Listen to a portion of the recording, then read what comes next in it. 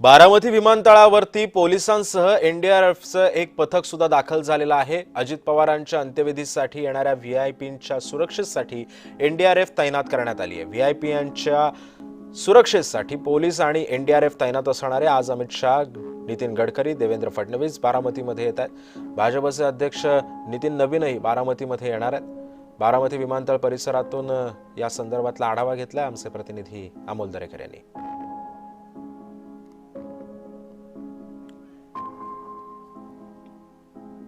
घटनेमध्ये अजित पवार यांचं निधन झाल्यानंतर आज त्यांच्यावरती अंत्यसंस्कार होणार आणि याच अंत्यसंस्कारासाठी राज्यासह देशातील विविध भागातील नेते असतील, कार्यकर्ते असतील, ते या ठिकाणी दाखल होत आहेत। आणि मी आता सध्या उभा आहे ते बारामती विमानतळ परिसरात। आपण पाहू शकता की मोठ्या प्रमाणात पोलीस प्रशासनाच्या वतीनं बंदोबस्त तैनात करण्यात आलेला आहे। या ठिकाणी नरेंद्र मोदी असतील किंवा अमित शाह असतील यांसह देश पातळीवरील अनेक राज्यांचे मुख्यमंत्री सुद्धा या ठिकाणी दाखल होणार आहेत। त्याचबरोबर उड्डाण मंत्री मुरलीधर मोहोळ असतील किंवा राज्यातील मुख्यमंत्री देवेंद्र फडणवीस असतील, एकनाथ शिंदे असतील, त्याचबरोबर संपूर्ण राज्याचं मंत्रिमंडळ या ठिकाणी दाखल होणार आहे। त्याचबरोबर या परिसरातून मोठ्या प्रमाणात व्हीआयपी मूव्हमेंट होताना पाहायला मिळतं आणि या परिसरातून खरं तर आज दादांना अखेरचा निरोप देण्यासाठी या ठिकाणी राज्यासह देशातील विविध भागातील नेते, कार्यकर्ते खरं तर बारामतीत दाखल कालपासूनच झालेले असले तरी आज